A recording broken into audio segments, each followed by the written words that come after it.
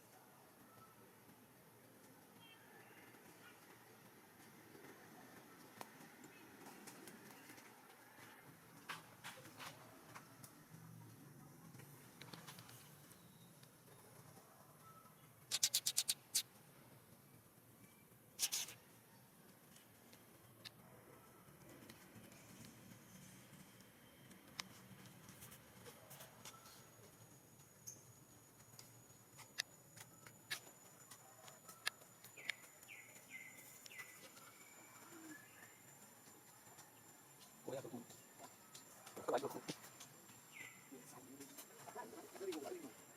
Ada ini coba dulu. Dengan itu kan kecil dikit. Enggak senam. Ini coba xong.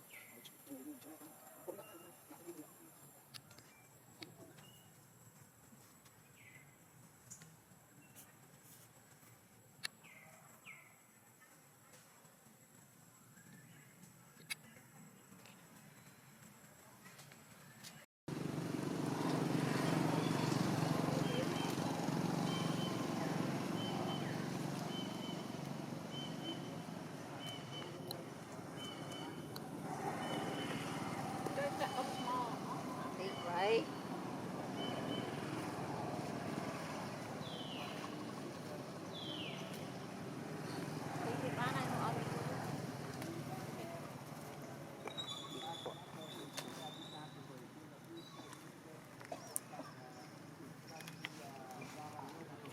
Khơi gì đó. Hấp nó, xoa mấy thơm rồi khơi mấy nó mấy thơm đó má. Nhúc. Rồi. Đó nó.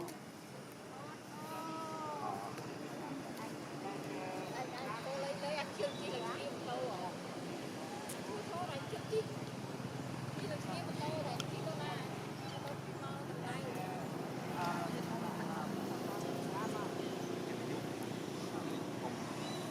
Chụp riêng này.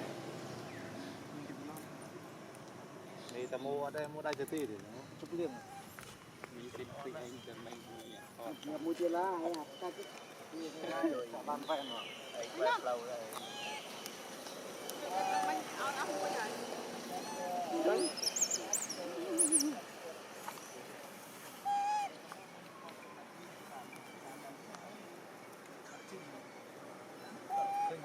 ở con ba đấy ba là không đá đây ba chụp rồi.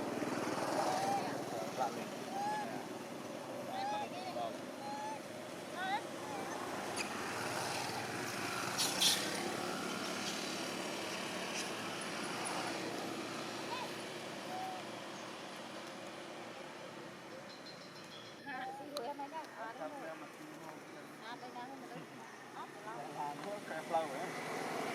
Đấy.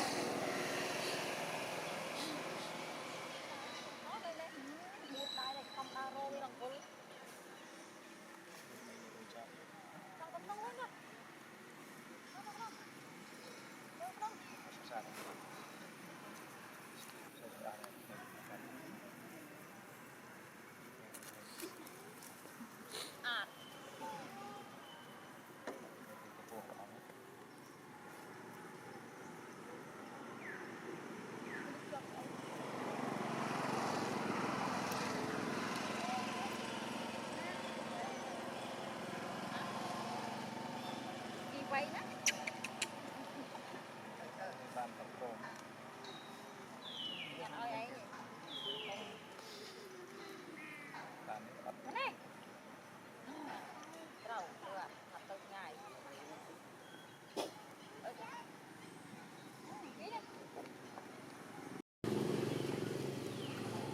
Yên xì.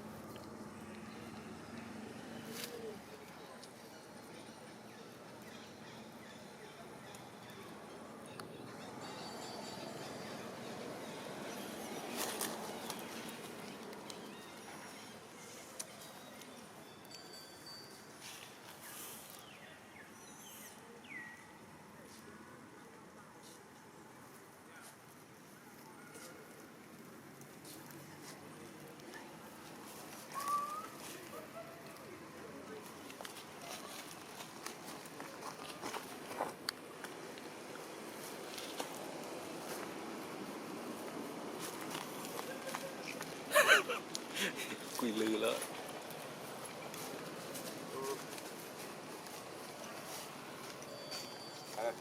Mẹ tao nó quỳnh nào. Trình nó khổ.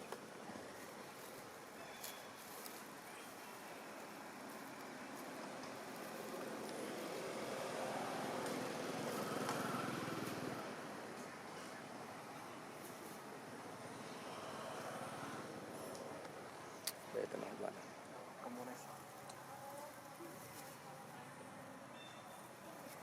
Chú bạn mình.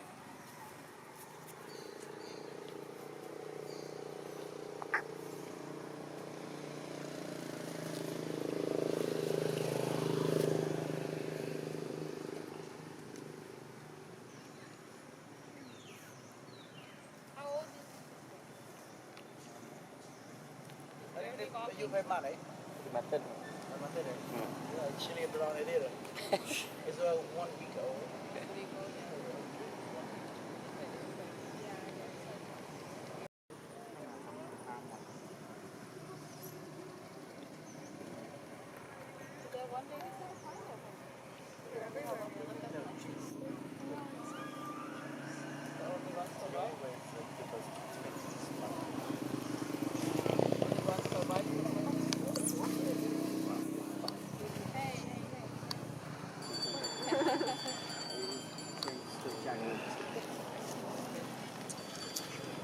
Kali gimana? Kamu tuh beliin dong, ya. Mau beliin. Udah beliin.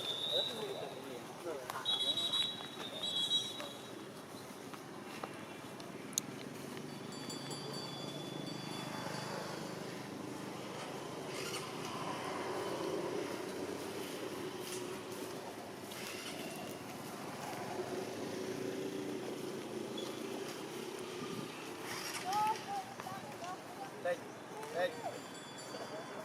Rồi.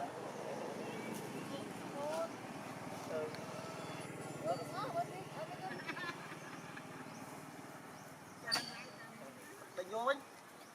Đây liên nó đây đi. Bây giờ chờ đến xóa rồi.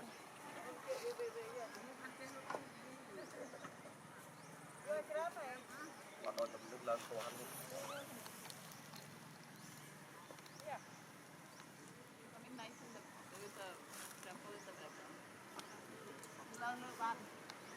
Đánh với tử. Đánh với cái nó máu gục prập. Đây, để đàm.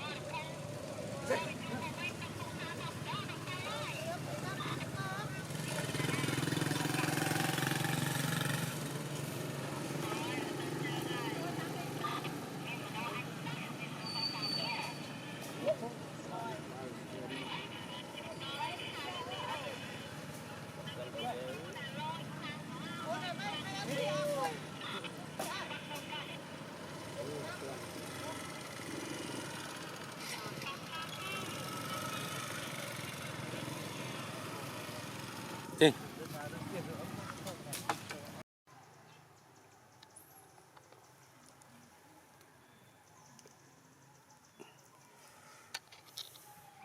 Này này. Gì? Quỷ. Ui.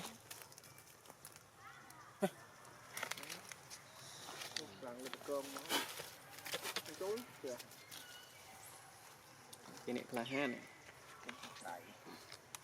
Chính cho to lại chị.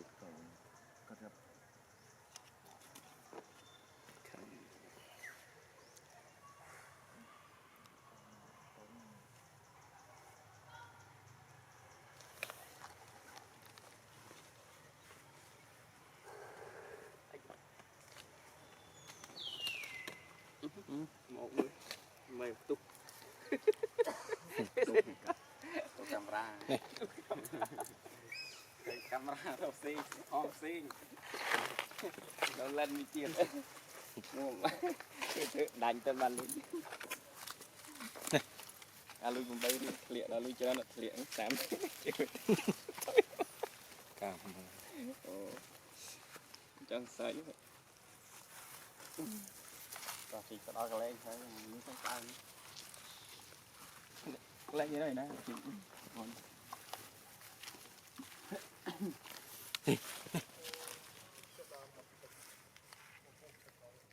ui em nó vừa Ui. Con quỷ ở rồi.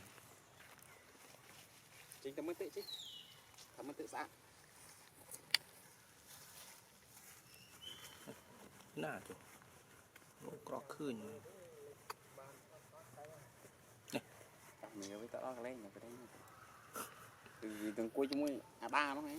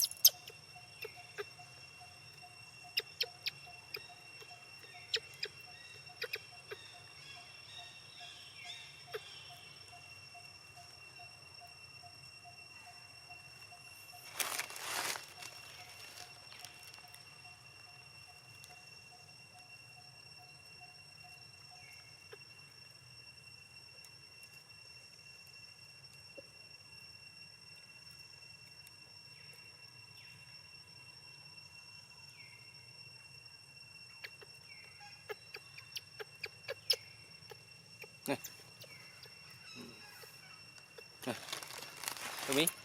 Đây.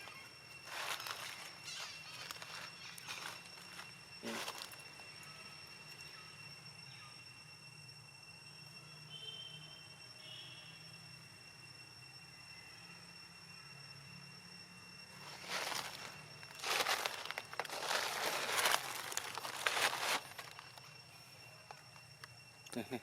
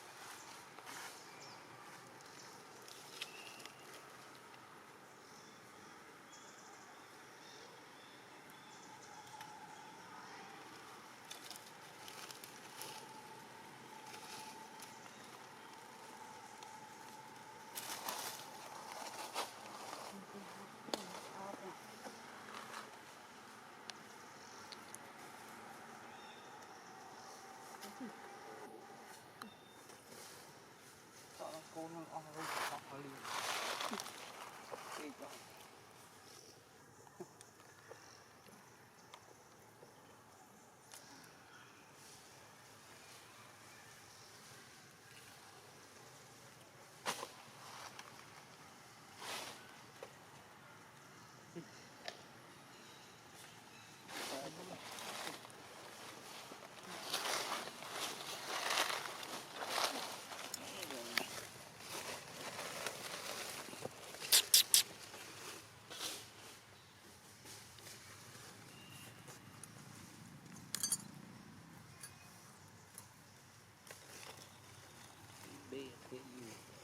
Cho dù à?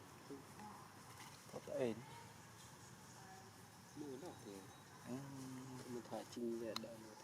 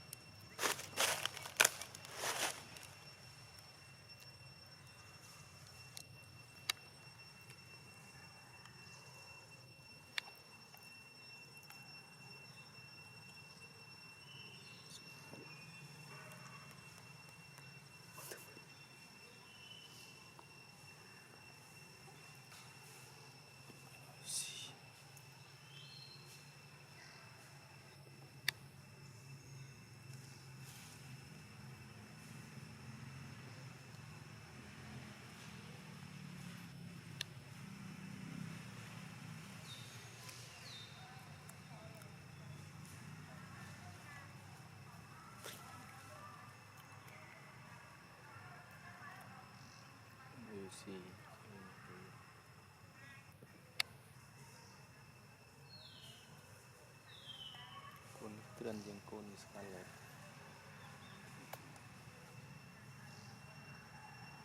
chết liền vậy Scarlet bao bao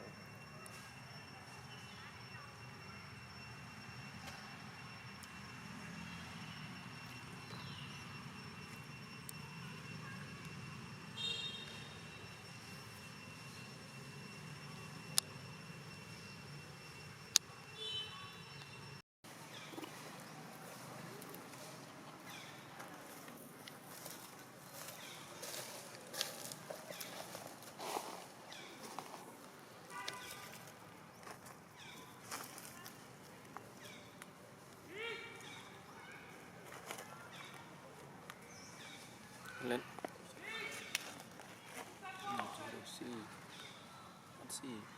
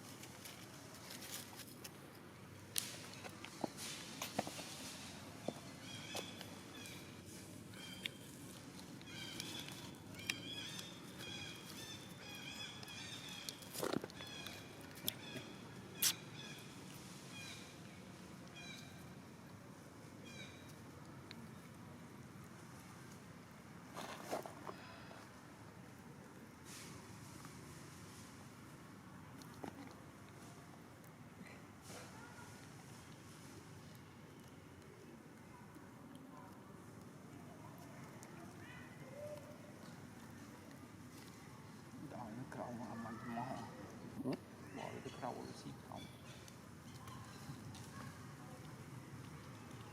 ngon tư đi chọc tự tam nè con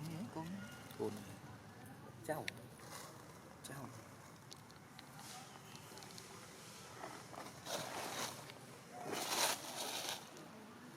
một tiền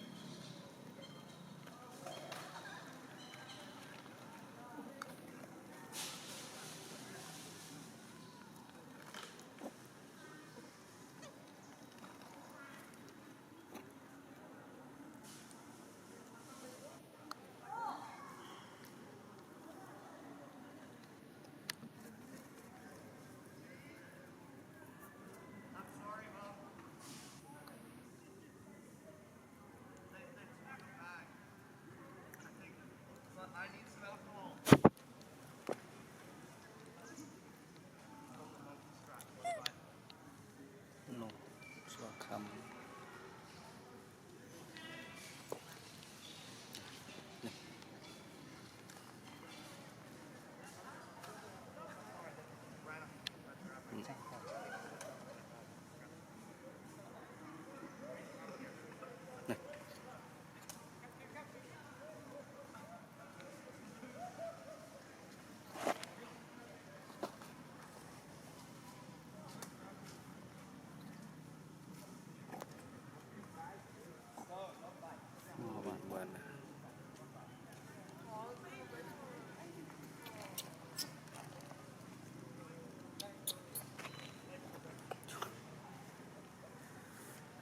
từ lươn mình vậy hin tới vậy đang đi tàu mà tới đi trẻ đấy mà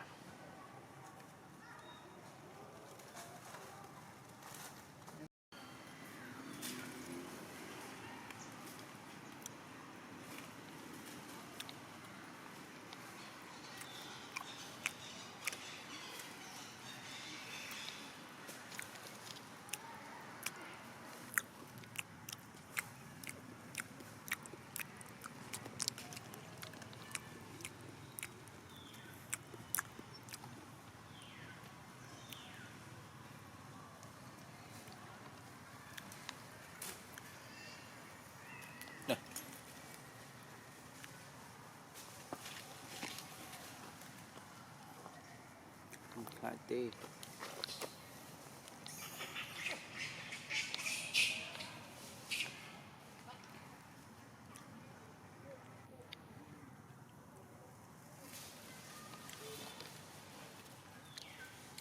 lại này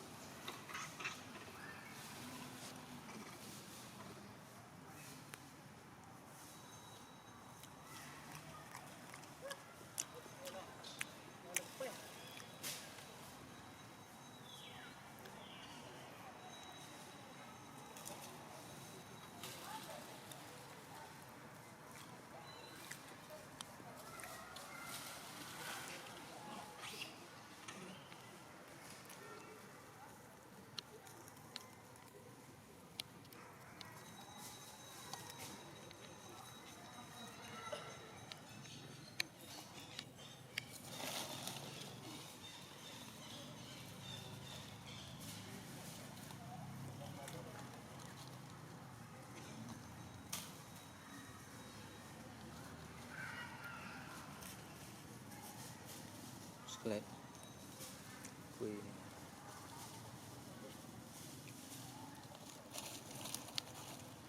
tí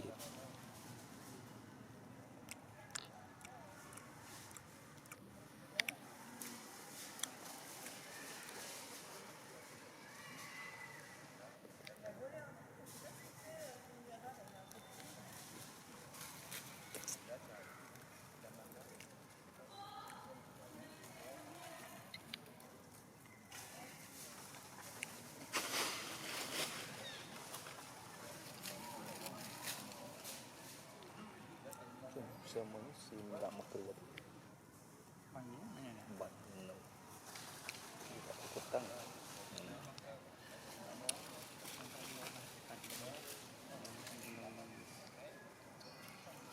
to này rồi dỗ chọc chân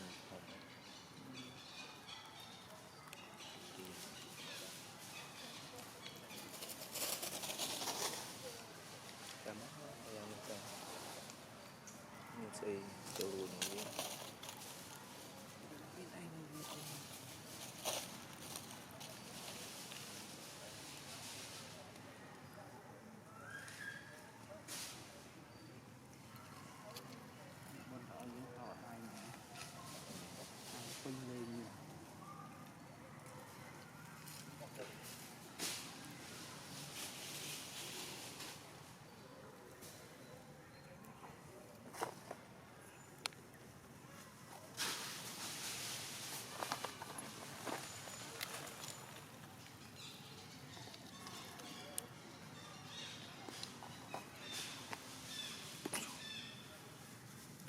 từ này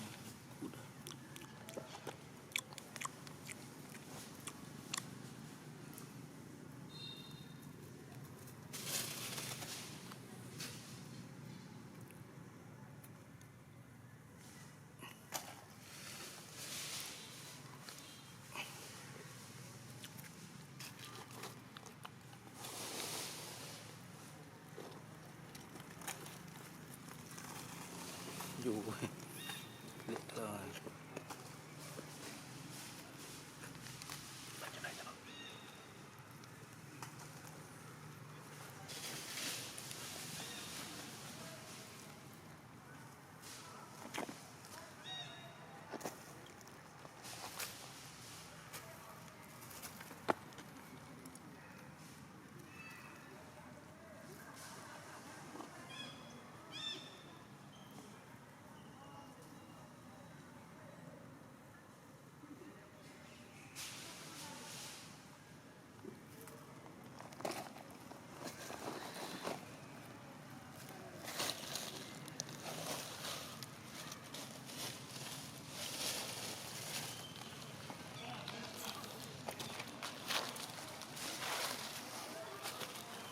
lên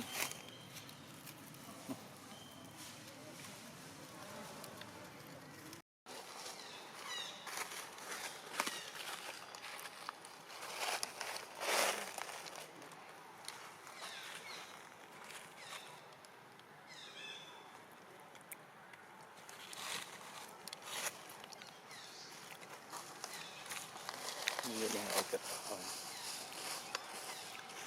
đã sao mưa phải chật vừa Thỉnh thoảng cũng ơi tại vì phải ăn việc khối á, cũng ơi disbo rồi có được xem mình ấy, nó lo sát lẹ như vậy.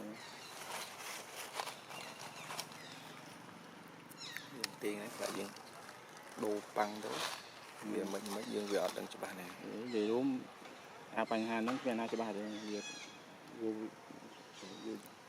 cô bây giờ mà cha hay bây giờ mày ấy dưỡng con chào vì ói ót ngày nay cho bà rồi thế nó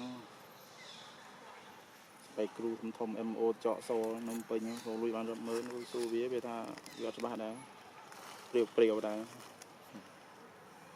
มีอาเมนจะบ้านเรายืนที่การเราแค่แบบลุยไหนเนี่ยนะ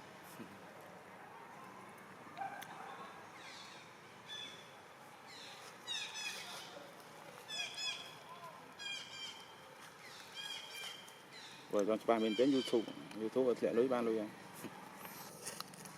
YouTube ไปเฮ้ยเป็นลุยเบอร์ ลุยแบบเอาเมนไปถ่ายปัญหาเลย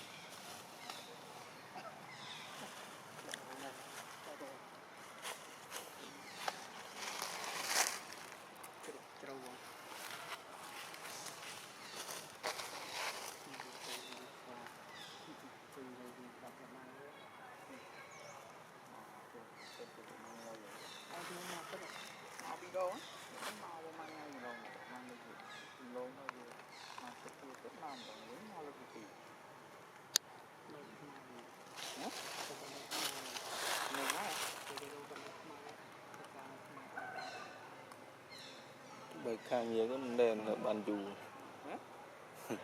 vậy là miền càng nhiều được mà dưỡng cũng anh được bàn dù xong ngày chuột thì càng nhiều này cái tấm mồ mình thôi mày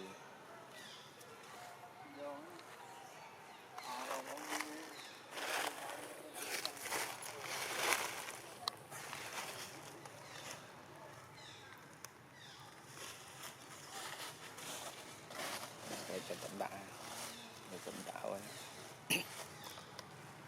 sợi trên ọt phỏ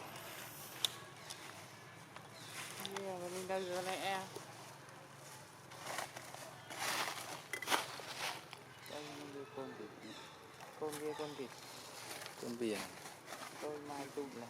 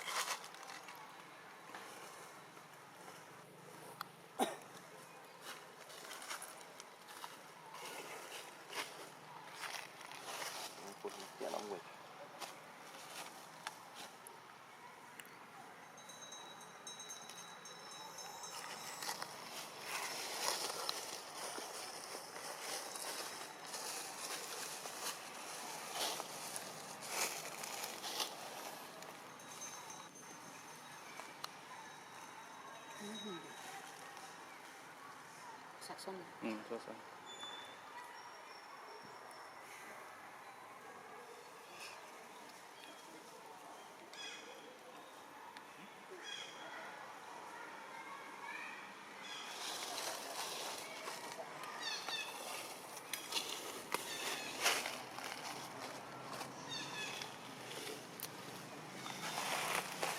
đỏ nữa thì nấu bà chặt đã cờ đấy chát rồi cái đó mình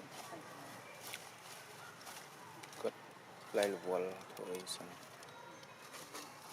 cái vua càng nhiều cái xong cái đó cho nên nhưng mà tuần mà bon chặt ta là muốn cái chặt kinh bon mang làm này quỷ thấy ao bao dương set up thấy ao không ai đâu mấy các bạn còn mày giống dương bật thối á nó nè giờ bây giờ về tuần là bao là bò thì còn đây nè đã bán bàn trong này chẳng có một cái đã bàn này ở đấy nhập tơ cái phao con khao tên đây đó nhưng mà tuần này bật thối thì sao phải nhầm tịch tui không thì lại men tê chớ nghĩa đạo lên rồi phần lưu thả ban bằng câu bàn này như được quyền giấy và nhân viên toàn ban đã nhận đạo con khao tên đây đó trong đây là con thấy áo dưới nhưng thì dương sẽ đáp nhưng đã và con gặp rất lẹo thầm đàn lẹo hơi phao lẹo lưu bàn dạ con nó tạo những bàn này đấy con bàn này chúng ta là thấy áo và con để dương sẽ đáp mình đã đi với bọc khoai đúng không nó ngày cái lưu ký thả ban còn đây nhâm ở bàn đã tế bậc tế kia này hay qua Facebook cái thả ban còn gì chứ sao rồi về sang bò ta đi đó rồi mình set up cái áo của nhóm mà nó đã ở country đã set up đã thầm một điều rồi nó đã vậy nhóm phê nhóm mới nó đã không đi này mà chả ở đây tên nhân lực bờ lọt lần phê nhóm mình đã môi đây phê nhóm mình ở đây môi này đã không phải đã location phải đã vậy cũng ra mai tao country Cambodia không thấy nhóm đây này mình nhóm miền môi đang phê nhóm và bên dưới những đã đủ từ nó bạn đây đã đáng là đông update mình bên đã được bên từ bên ngoài đừng mấy tại vì support mấy những bởi vì on support bởi vì đã on support vì trên pre-roll đó lấy một thái trên pre-roll bởi on trên thế bạn này support